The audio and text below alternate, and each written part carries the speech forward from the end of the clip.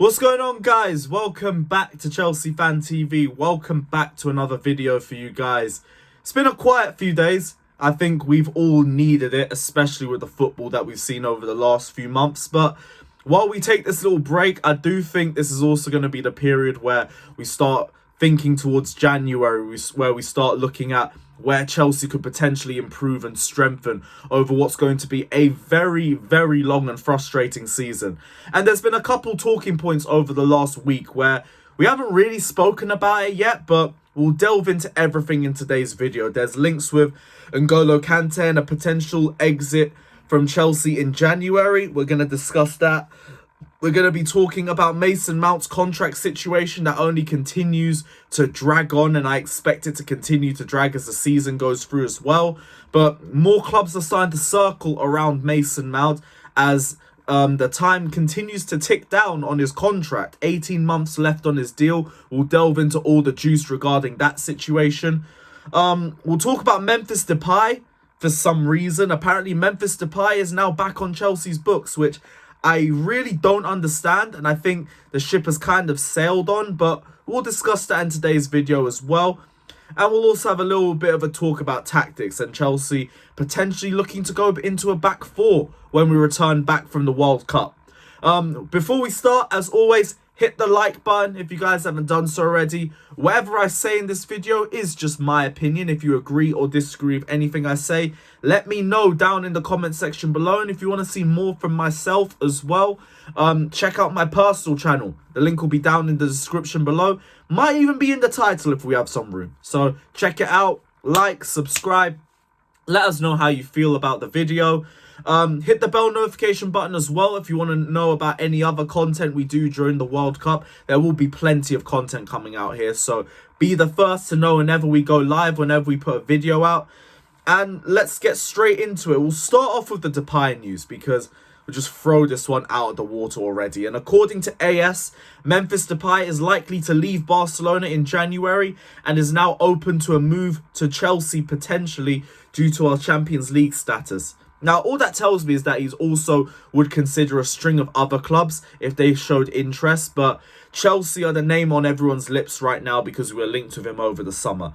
And also because our attack is just absolute garbage. But as much as I don't mind bringing in Depay, I don't really understand it. I feel like it would be a very similar sort of style of player to Nkunku. And we already have Nkunku likely coming in unless he has a very serious injury, whatever took him out of the World Cup. But it looks like it was minor anyway. So I don't think that's going to hinder the transfer of Nkunku to Chelsea. So with that in mind, I don't really expect Depay to be joining us. Doesn't really make a lot of sense. I think that ship's kind of sailed. He is a great addition to the squad. I would bring him in. Brings us creativity, brings us good link-up play, is a direct dribbler as well, and has great off-the-ball movement. A lot of things that we lack, but I just don't think it's likely unless maybe Hakim Ziyech leaves quickly, and then maybe we go and bring in Depay as a replacement. I don't think there's a lot of push to this because we would have heard about this a lot earlier if that's the case. But Depay is likely to leave Barca in January. You might see Chelsea links pop up again, but I just don't think this one's very likely. I think he's a good player. I would bring him at Chelsea. Like, our attack is absolute dog wank, but I would bring in Depay. I just don't think it's a very likely move to happen right now. Moving on to Mason Mount. Liverpool and Juventus are keeping track on Mason Mount's future after Chelsea talks over a new deal were put on hold until January. The club's owners have no interest in losing Mount and remain optimistic that negotiations will end on a positive note. Mount's deal has only 18 months left, and this has prompted other clubs to check in and see Mount's situation and see if they could lure him away from Stamford Bridge. Now, I don't expect Mount to be leaving. There's been talks that the owners and Potter are offering Mount to move to a back four and to play in his preferred position as a number 8, and you might see the best out of him in that position. I also do think from a Liverpool perspective, Liverpool would probably get the best out of Mount, and I don't want to strengthen a rival. If Mount was to leave and go to a club outside of England, I'm all for it. If it was Liverpool, it will probably all depend on the fee for me. I wouldn't necessarily be all for it, but if they pay a good enough amount, I don't mind, because we need a massive rebuild in the squad anyway. But I think Mount leaving Chelsea in general is just very unlikely. He's being billed as one of the faces of Chelsea Football Club. He's got that Lampard seal of approval. And I do think his long-term future is at Chelsea. Whether it's as a first-team player or as a squad player, all depends on how he continues to develop. But I don't expect Mount to be leaving. Apparently, the club's already offered him a 7-year contract, which he rejected, which was probably due to the wages not being at the right amount. But I would be very careful with what Mount's next contract would be, because I don't think he's played at a level or at a consistent level to warrant a 7-year deal, especially with the wages that he's asking for.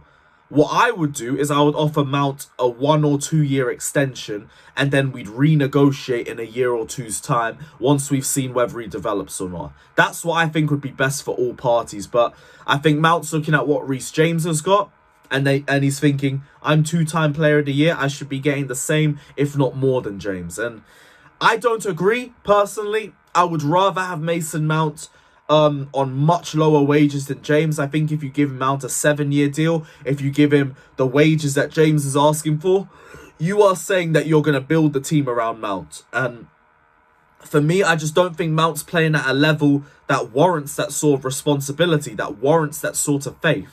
Let me know what you guys are saying down in the comment section below. I believe Mount's going to re-sign anyway, but I just don't agree with him re-signing for the terms that he's looking for. I think he needs to lower his expectations a little bit. I think he should be taking a shorter extension. And then once you're playing at a level where you are one of the best players in the squad, once you're doing that consistently, negotiate for James's number. And fair enough. If you were playing at that level, I'd be all for it too. I just don't see it right now. But on what we were saying about him playing in his natural position, Simon Phillips has also reported that Chelsea are working towards playing in a back four again. And I've kind of expected that, but I just don't believe our squad's at that level. Like, even with our strongest team, I think we're much more suited to playing 5 at the back. I've spoken numerous amount of times on these videos that most of our creativity comes from the wing-backs. It comes from the likes of James, Chilwell, Cucurella. And it doesn't come centrally. Our midfield isn't creative. Our attack isn't creative. And when you play a 4 at the back, you stifle that creativity even more because you push your only creative outlets even further back. So I don't mind us playing in the back 4 as a long-term ambition. I think it does get the better out of players like Koulibaly. If we had better midfields, it would get better out of our attack as well, but our midfield just isn't good enough. And that's the reason why I don't really feel confident playing in a back 4. But as a long-term project for Chelsea, I'm all for it. All for it. Like, I'm willing to let Potter just test and do whatever he needs to do to figure out what our best squad is, but I'm just not that confident at Chelsea in a back 4. But let me know what you guys are saying down in the comment section on that. We can move to this N'Golo Kante news as well, just to wrap up the video. And according to La Repubblica, Inter Milan and Juve are weighing up a move for Kante when the transfer window opens in January. And this suggests that they're willing to pay a fee for him to get him early, as opposed to going into a bidding war for him in the summer when he's potentially a free agent. Which is similar to what we're doing with Nkunku, where we're paying extra to get the player guaranteed to come to our club, as opposed to going into a bidding war in the summer. Now, I'm not necessarily against N'Golo going in January, because I think Chelsea are waiting to see what his injury status is like when he comes back. Does he stay fit for the remainder of the season, or does he come off with another injury? I think Kante also wants to assess his options in January, and Chelsea are looking to bring in midfield reinforcements in January anyway. We told Edson Alvarez we're coming back for him in January. I expect there to be other players that we come in for as well.